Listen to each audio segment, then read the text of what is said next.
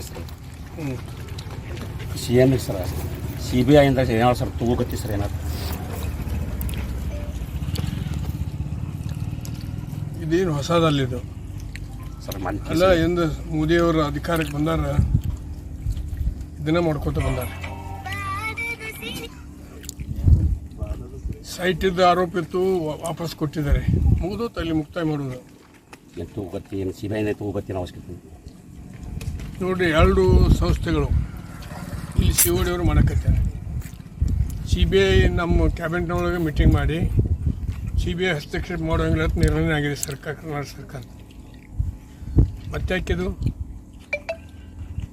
ಅವಶ್ಯಕತೆ ಇಲ್ಲ ಸರ್. ಅವಶ್ಯಕತೆ ಇರಲಾರ ಸುಮ್ಮನೆ ದೇಶದೊಳಗೆ ಕಾಂಗ್ರೆಸ್ ವೀಕ್ ಮಾಡ್ಬೇಕಂತ ತಿಳ್ಕೊಂಡು ಮೋದಿಯವರು ಅಮಿತ್ ಶಾ ಅವ್ರ ಪ್ಲ್ಯಾನ್ ಆ ಅಜೆಂಡಾದಾಗ ಇದನ್ನು ಮಾಡಕತ್ತಾರೆ.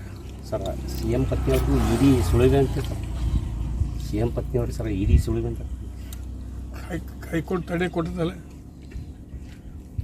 ಸ್ಟೇ ಕೊಟ್ರೆ ಇಲ್ರಿ 10ನೇ ತಾರೀಕು ಫೆಬ್ರವರಿ 10ಕ್ಕೆ ಬೇಕಾದ ಕೊಡ್ಲಿಲ್ಲ ಸಾಹೇಬ್ರ. ನಿಮ್ಮ ಸರ್ಕಾರದಾಗ sir micro finance sir C M ಸಾಕಷ್ಟು ಎಚ್ಚರಿಕೆ ಕೊಟ್ಟರು ಸರ್. ಅದಕ್ಕೆ ಕೆಲವೊಂದು ಫೈನಾನ್ಸ್ ಕಂಪ್ನಿ ಅವ್ರು ಸರ್ ಕೇರ್ ಮಾಡ್ತಾ ಇದ್ದಾರೆ. ಕೆಲವು 32 ಫೈನಾನ್ಸ್ ಕಂಪ್ನಿಗಳು ಅಧಿಕೃತವಾಗಿ ಸರ್ಕಾರದಿಂದ ಪರವಾನಗಿ ತೊಗೊಂಡಿದ್ದಾರೆ. ಅವರಿಂದ ಹರಾಸ್ಮೆಂಟ್ ಆಗ್ತಂದ್ರೆ ಅಂಥ ಸಂಸ್ಥೆಗಳನ್ನು ಬಂದ್ ಮಾಡಲಿಕ್ಕೆ ಒಂದು ಆಧಾರ್ ಸಹಿತ ಕೊಡ್ರಿ, ಸಂಸ್ಥೆನೇ ಬಂದ್ ಮಾಡಿಸೋದು. ಆಧಾರ್ ಬೇಕು, ಹಂಗೆ ಬೇಗ ಆಗಿ ಬಂದ್ರೆ ನಡೆಯಂಗಿಲ್ಲ.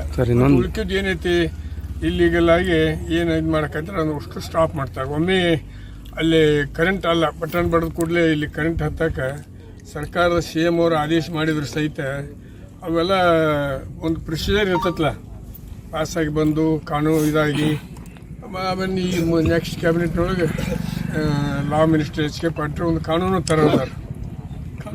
ಇದಕ್ಕೆ ಒಂದು ಏನು ಹರಾಸ್ಮೆಂಟ್ ನಡೆದಿದೆ ಅದನ್ನು ಸಂಪೂರ್ಣವಾಗಿ ಸ್ಟಾಪ್ ಮಾಡ್ತಾರೆ ನಮ್ಮ ಸರ್ಕಾರ. ಸರ್ ಶ್ರೀರಾಮುಲು ಕಾಂಗ್ರೆಸ್ ಬರ್ಬೋದು ಸರ್. ಹೆಂಗೆ ಹೋಗ್ತದೆ ಅವ್ನು ಅದ್ರ ಬಗ್ಗೆ ವಾಪು ಇದ್ದಿದ್ದು ಇಲ್ಲ ಸರ್, ಅಲ್ರಿ ಬೋರ್ದಲ್ಲ ತಾವನ್ನ ಹೇಳ್ಯಾನ. ಇಲ್ಲ ಸಾಹೇಬ್ರ, ನಿಮ್ಮ ಕಾಂಗ್ರೆಸ್ ಪ್ರಬಲ ಮುಖಂಡರು ಅವ್ರನ್ನ ಕಾಂಗ್ರೆಸ್ ಕರಿತಿರ್ತಾರಕ್ಕಂತ ಸರ್ ಮಾಧ್ಯಮದಲ್ಲಿ ಭಾಳ ಹರಿಯಾಗ್ತದೆ ಸರ್. ನೀವು ಎಲ್ಲ ಹುಟ್ಟಾಕವ್ರೆ ನೀವು ಮಾಧ್ಯಮದವ್ರು ನನ್ನ ಅಭಿಪ್ರಾಯದೊಳಗೆ. ಇರ್ಲಾರ್ದನ್ನ ಇದ್ದಿದ್ದನ್ನು ಕೂಡಿ ಹಾಕಿ ಹುಟ್ಟಾಕವ್ರೆ ನೀವು ಬಂದಾಗ ನೋಡ್ರಿ.